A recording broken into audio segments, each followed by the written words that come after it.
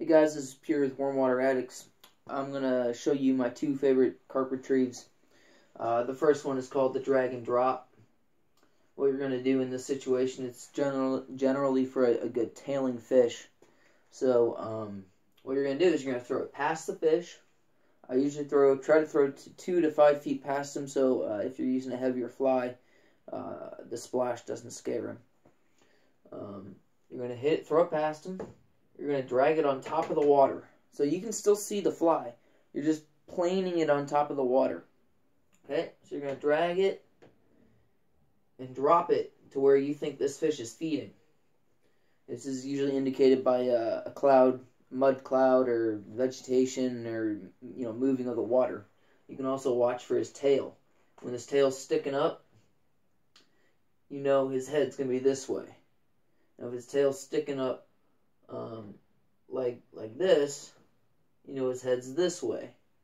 You have to keep in mind which way his head's moving, because you got to be able to throw the fly in front of his eyes. Now speaking of eyes, his field of vision isn't very broad. You can see up to about 1 foot to 2 feet in front of him. So you're going to try to keep it between these two marks right here. You're going to try to keep it between 2 feet. Now something else to note is if they're moving.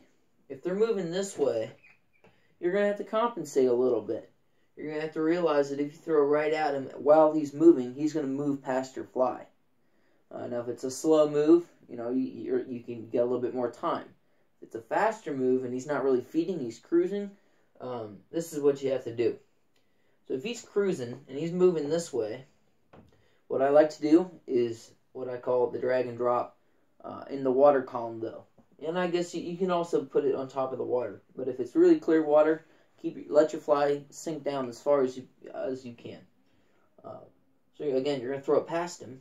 But this time, you're going to drag it alongside him. You don't want to go right over the top of him, risking that he might be able to see your fly line. In leaders, you want about if you can get away with a 12-foot leader, if you can cast that, that would probably be my bet. Is what I like using. Alright, so you're going to throw it past him. You're going to drag it up to right about his eye. Because you want him to see it. You want him to know it's there.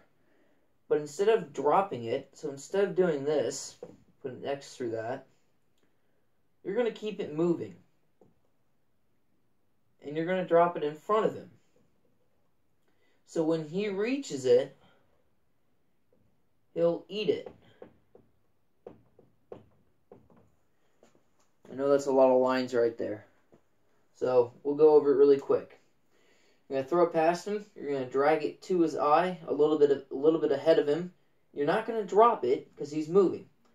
You're going to drag it in front of him and let him think it's running away from him. Usually if it's a fleeing crawfish, they know that's a good protein source and they can't resist it. So then you'll let him catch up to it and he should eat it. Alright guys, thanks for watching. Drop a like, subscribe, deuces.